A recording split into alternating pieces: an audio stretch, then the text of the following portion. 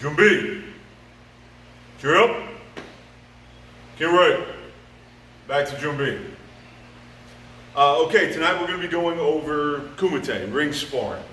Now, those of you that know me know I'm not a huge fan of ring sparring. I like the more practical sides of martial arts. With that being said, there's no reason why you can't apply a lot of these same techniques, these same aspects to real-world application. But tonight is going to be focused on Kumite, on sparring. What's the difference between ring sparring and real-world application? Ring sparring is MMA. Ring sparring is, at karate tournaments, depending on what the rules are, because all tournaments have their own rules. The main difference is just that, rules. In a real fight, there are no rules. Anything goes. Kicks below the belt, kicks to the back, kicks to joints like knees and elbows and things along those lines. And of course, in sparring, a lot of times we can't do that. A lot of these are my own philosophies.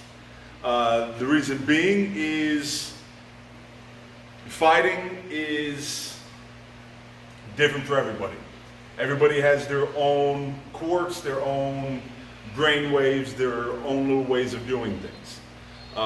Take my way of fighting. If you like it, keep it. If you don't like it, modify it so that it fits you. Like the very first topic I'm going to talk about, this is in contention with everybody. Everybody has their own philosophy on this.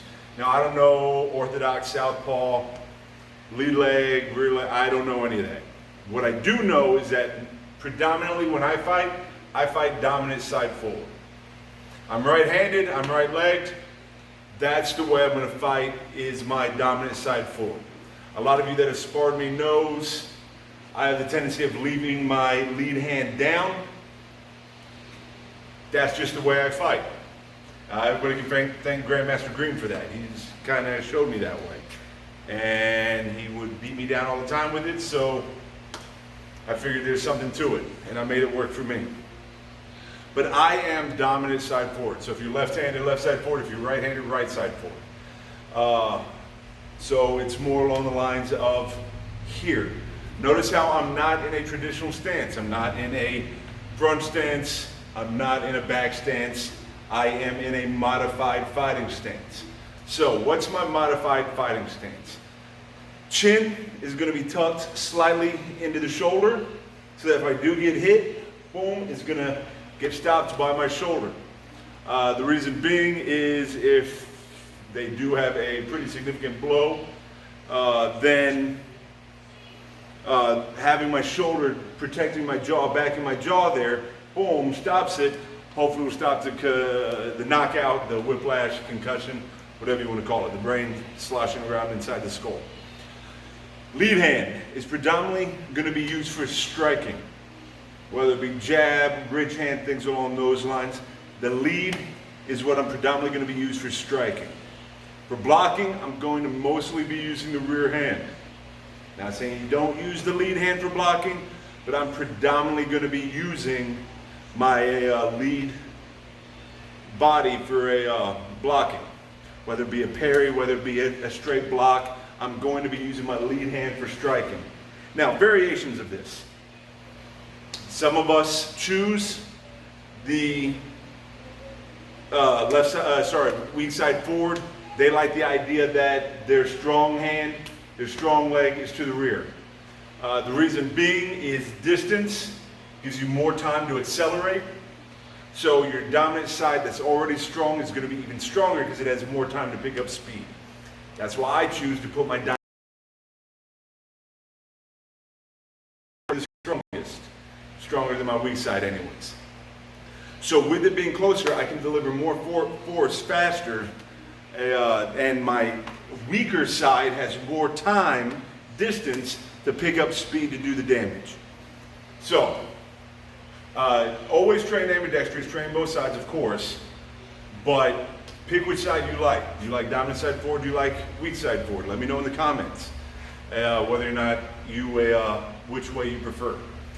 Now, of course, moving. Moving is very simple. So, Once again, I like 1.5 wide, 1.5 long, feet pointed out at roughly 22.5 degrees. I don't like a bladed stance. I like to be a little bit more square on my opponent. I eliminate half my targets that way. If I assume that bladed stance, I'm leaving my back open, which is great in tournaments because for the most part, you're not allowed to hit to the back. But once again, I like to train for real world application. So how do I do that? I just square up on my target a little bit more. Okay, moving. It's very simple. Moving forward, you drive off the rear leg. Moving backwards, drive off the lead leg. Now, too many times when we are in the ring or we're sparring, we get very heavy footed. You see a lot of fighters, they have the tendency of bouncing. And yes, I am definitely a bouncer. There is one problem with the bouncing.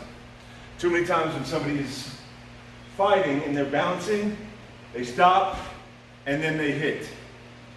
The problem with that is if the person that you're fighting knows how to read their opponent, they're gonna strike when you stop bouncing. So if you're a bouncer, that's great. Utilize it here, move forward. You're bouncing, move backwards. So you can just sit here, boom. Now notice nothing changes. Whether I'm stationary, drive off the rear leg, or if I'm bouncing, driving off the lead leg. Nothing changes. Now, the other thing that does not need to be stationary is your upper body. A lot of times, and I yell at my students all the time for this, they get tense. Man, did I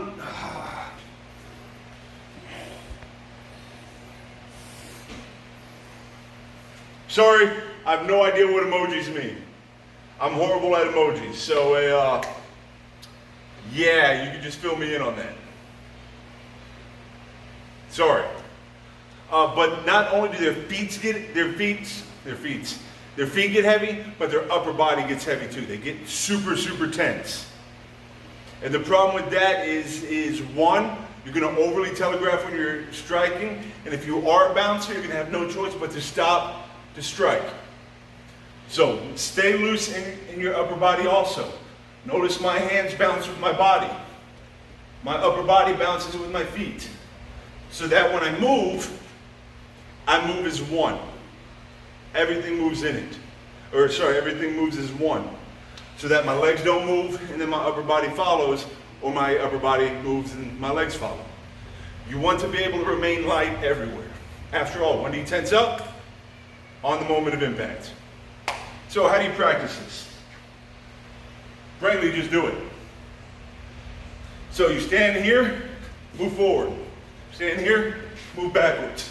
And imagine you have an opponent in front of you. Too many times when we fight, it becomes a linear fight. We move in and we move out. We move in and we move out. Problem with that is your opponent always knows where you're going to be when they need to strike. Because you're going to be right there in that line. Play the angles. Play the angles. So when you move around your opponent. Move around your opponent. Move around your opponent. Have that imaginary opponent in your head.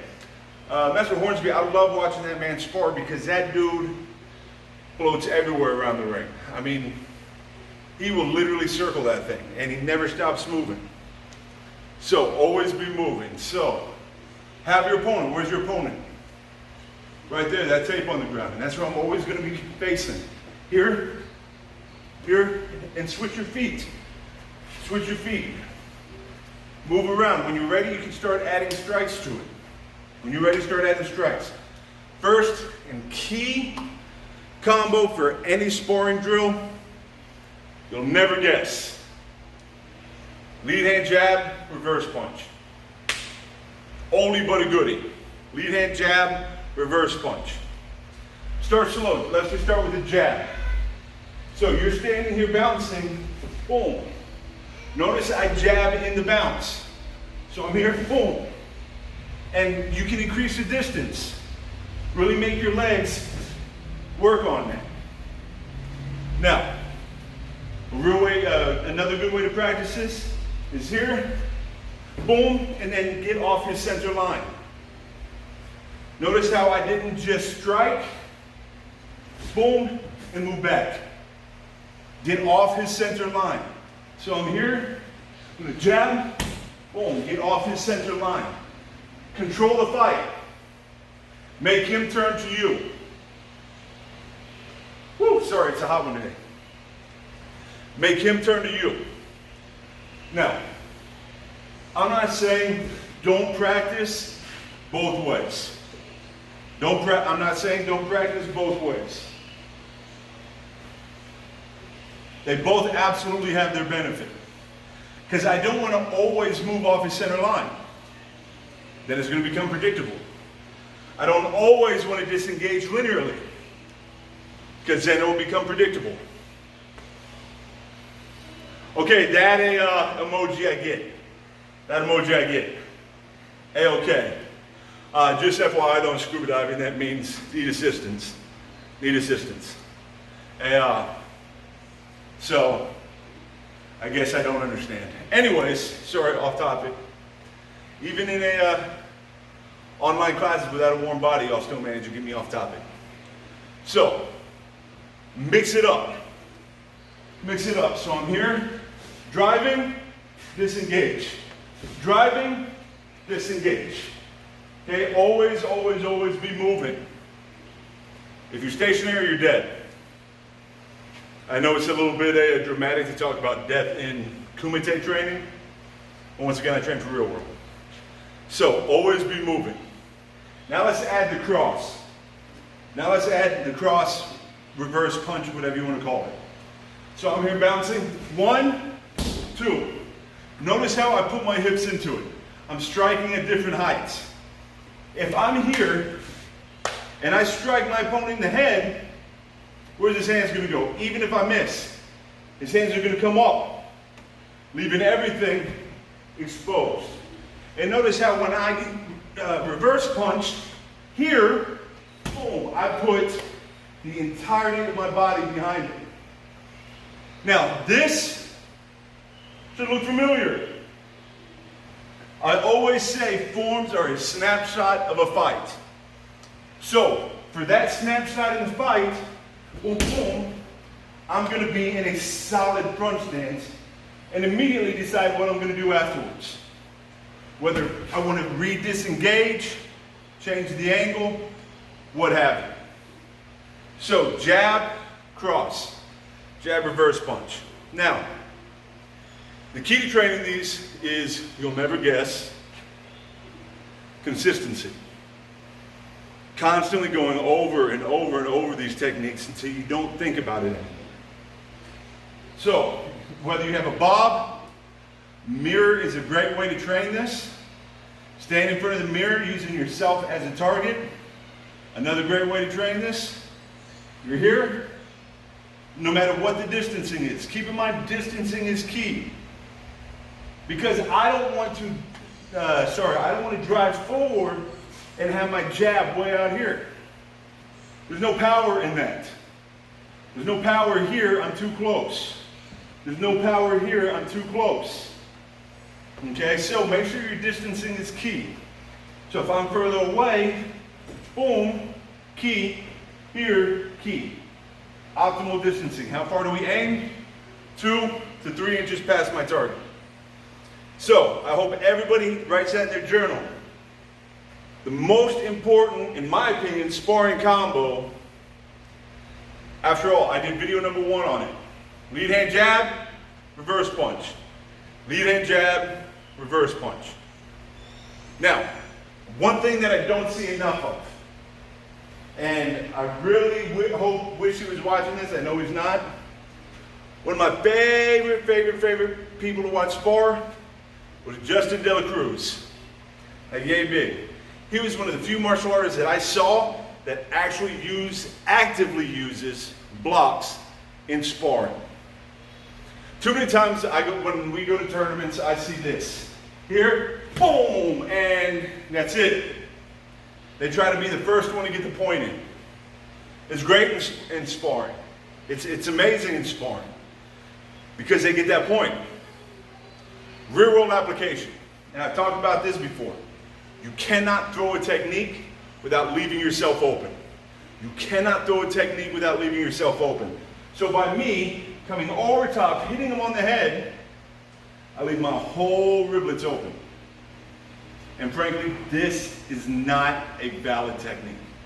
It's not an effective technique. You hit me in the top of the head, all you're going to manage to do is piss me off. Okay? This is not a valid technique. And look at everything that's open.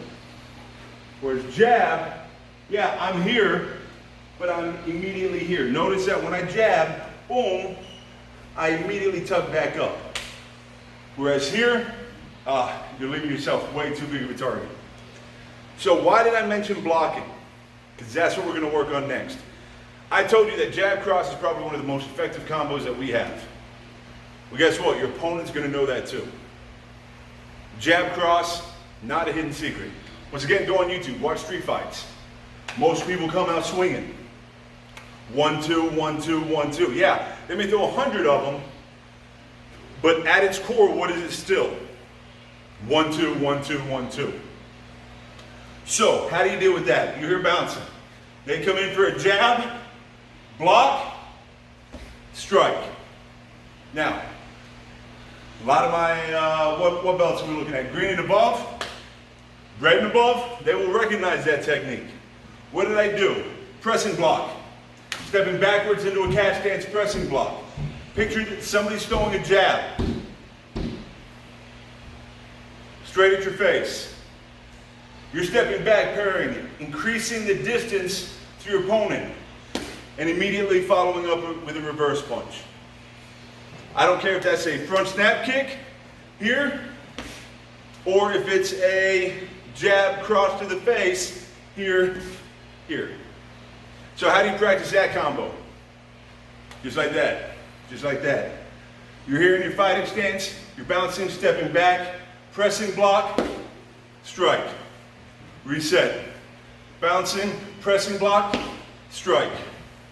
Bouncing, pressing block, strike. And just practice that drill over and over and over and over and over.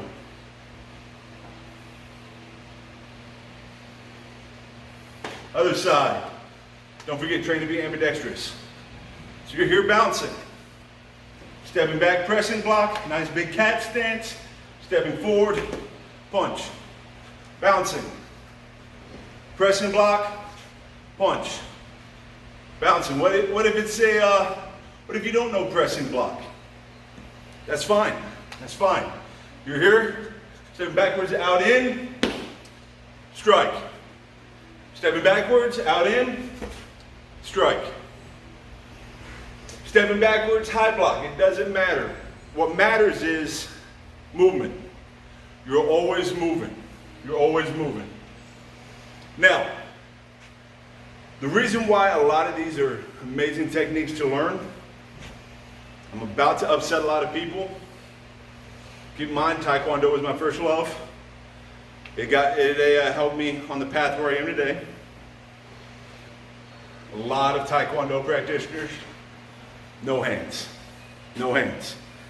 To this day, I still have to actively remind myself that I have hands to strike with.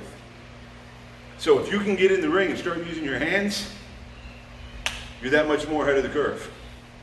So, why am I talking about Taekwondo?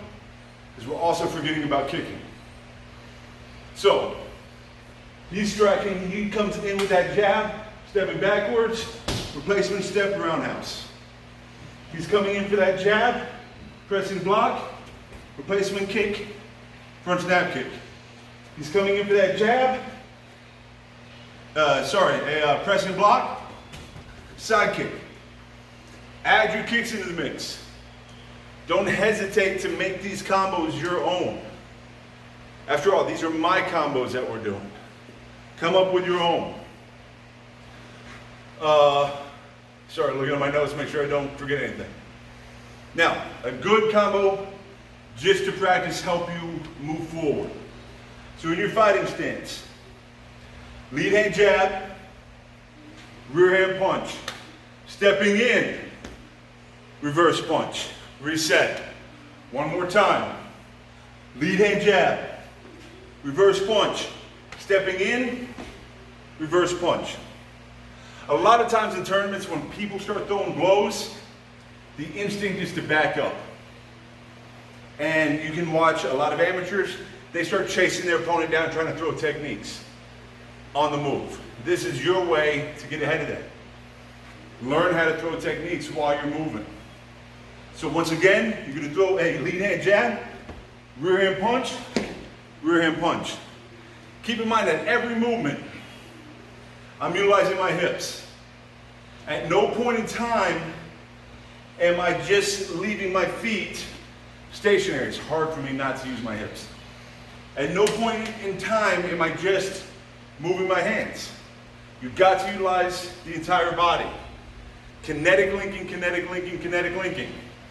So one more time, jab, cross, stepping in, cross. And then you can disengage. So how's the silicone bob? Stepping in, jab, cross, cross. Reset. Jab, cross, cross. Now let's add a little something, something to that, shall we? That was the left side, and let me do right side now. Jab, cross, cross, stepping back, roundhouse. Add on to this as much as you want. Those of you that watch my combo video, strike moving in, strike moving out.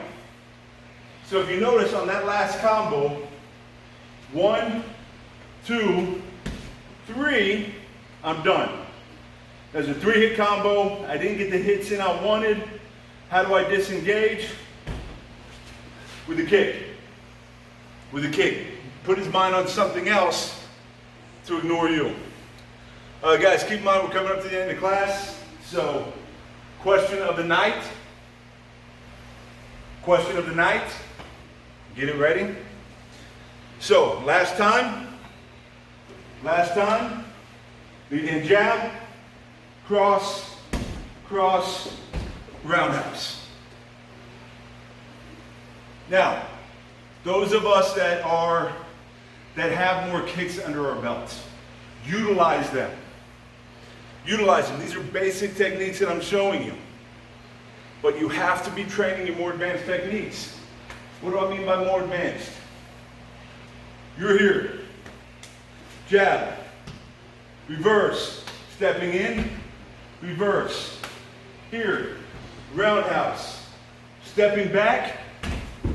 Reverse kick. Utilize the kicks that are in our arsenal. That's why they're there. That's why they're there. So that combo one more time. Lead hand jab, cross, stepping in cross, roundhouse, stepping backwards, reverse kick. Really good combo. You're moving it backwards, then you disengage. In his mind, he's got this. You're disengaging as you come up with that side kick underneath his arms. So, how would I rate my... I can't think of a single technique that could ever replace my jab. Number 2 on that list, side kicks and variations of. What do I mean by variations of? Side kick with the knife edge, reverse kick, jumping side kick, running jumping side kick. Side kick is a amazing kick. Number 3 would probably have to be roundhouse / hook kick. Reason being, it comes from such a weird angle, especially the hook kick. Most of you know I used to teach MMA back in the day when I first started, when I first took over the Martial Arts Academy.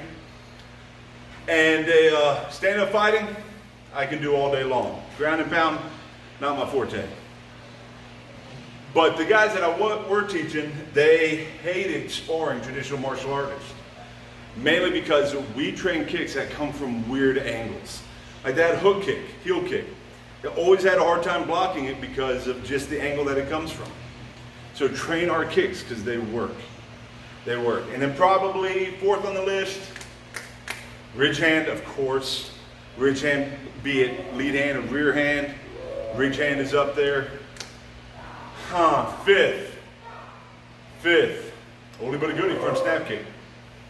Front snap kick. Linear kicks are very, very hard to judge. Mainly for the simple reason that distancing is hard to figure out on a linear kicks. You know, you come up with that front snap kick and they're looking down your leg. They don't know. It's hard to judge that distance. So, guys, question of the night if you have it, please. But a quick announcement. This will be the last Thursday night class. Starting next week, I will drop my online class once a week because we are back in business. So put the word out that we are back up and running. I will try to do a online class once a week and a short little 5-minute blurb. Blurb, is that a word? I don't know. But